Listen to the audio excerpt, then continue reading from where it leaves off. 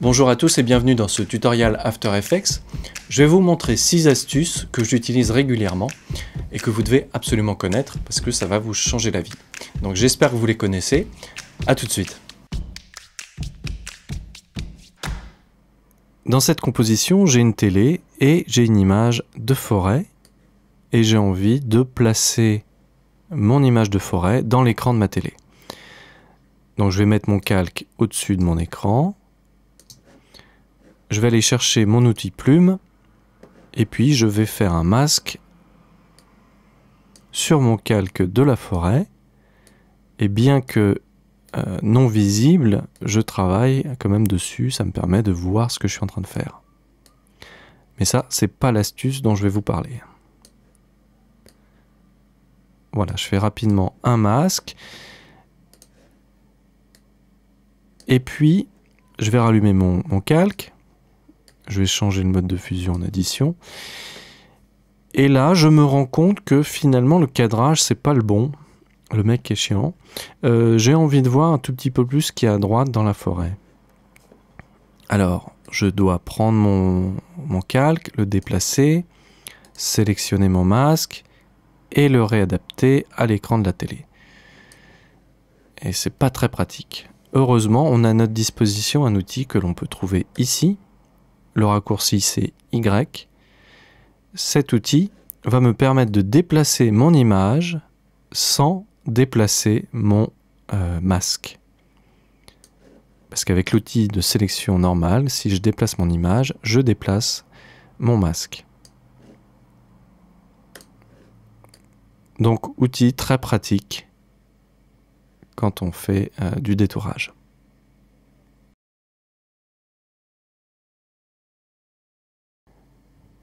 Dans cet exemple, j'ai besoin de créer des masques sur un solide pour une jolie composition, puis à un moment, je dois faire une échelle de mon solide pour l'adapter avec mon graphisme. Je continue à tracer des masques et je me rends compte que je n'ai plus de matière parce que mon solide s'arrête là et j'ai du vide et j'aimerais bien que ne pas avoir à tout refaire pour récupérer de la matière. Donc, j'ai un effet qui s'appelle remplir, que je vais glisser sur mon solide. Je vais aller piper la couleur que j'avais prédéfinie. Donc, avec mon outil pipette, je retrouve la couleur. Et je vais cocher tous les masques. Et ça va me remplir le vide qui me gênait. Et j'ai ainsi retrouvé de la matière, alors que la dimension de mon solide s'arrête ici.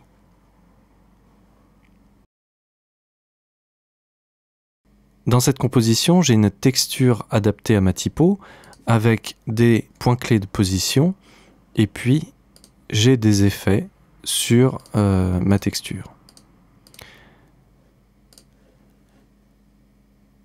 J'ai envie de tester d'autres textures sur cette typo, mais j'ai pas envie de refaire toute mon animation, réadapter mes effets et tout ça.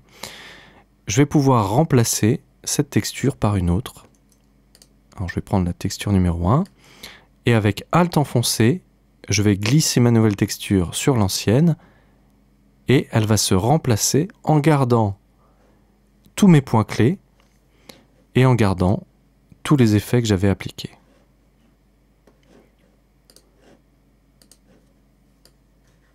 Alt enfoncé, je glisse, je dépose, et ça change la texture, et ça garde tous les points clés du calque. Je peux aussi remplacer plusieurs éléments en même temps. Je les sélectionne tous. Je vais chercher mon nouvel élément, glisser avec Alt, et ça remplace.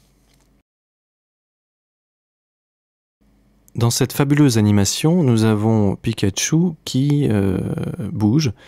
Je ne sais pas ce qu'il fait, mais il a des données de position, il a plein de points clés de position. Et pour une raison quelconque, j'ai envie d'accélérer cette animation. Je ne vais pas déplacer chaque point clé, je vais sélectionner tous mes points clés. Et avec Alt enfoncé, je vais pouvoir réduire le timing de mon animation ou au contraire l'étendre en gardant tous mes points clés tels qu'ils étaient.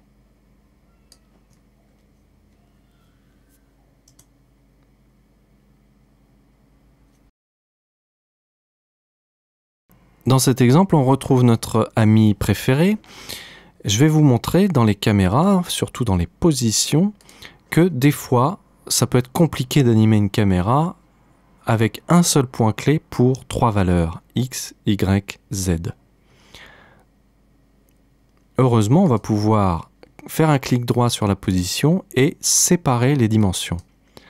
Ça va me permettre d'avoir des points clés pour chaque axe de ma caméra et comme ça, je vais pouvoir l'animer plus facilement.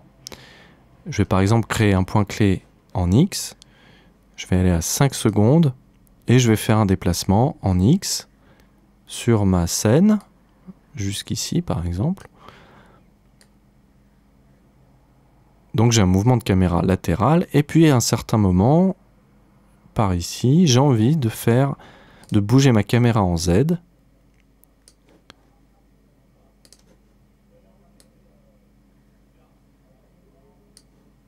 Et ensuite de revenir sur un plan plus large.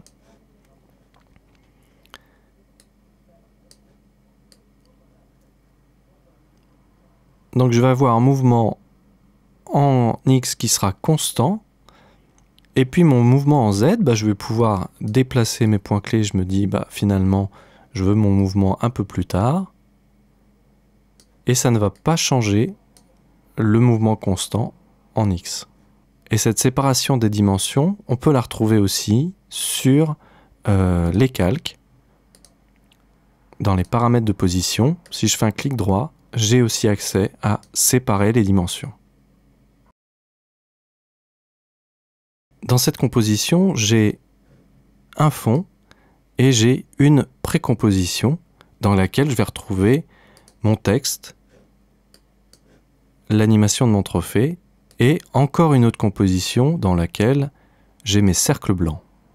Je vais double-cliquer dans cette composition et je vais pouvoir travailler sur mes cercles blancs, en rajouter plus par exemple, dupliquer, hop, voilà. J'ai un outil qui va me permettre de me déplacer dans mes compositions très facilement.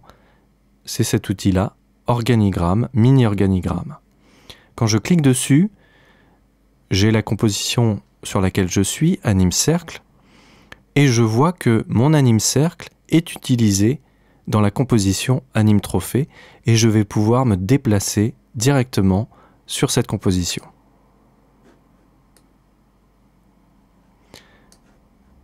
Je peux appeler le mini-organigramme avec la touche Tab, et là je vois donc que mon anime de cercle est utilisé dans la composition dans laquelle je suis, et la composition dans laquelle je suis est utilisée dans la composition 06 mini-organigramme.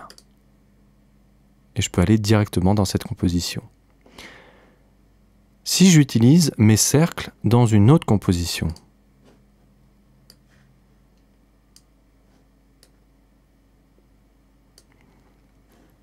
je vais retourner dans mes cercles, dans ma composition anime cercle, et en activant l'organigramme, je vois maintenant que mon anime cercle est à la fois utilisé dans la composition anime trophée et dans la composition 02 remplir la zone vide d'un masque.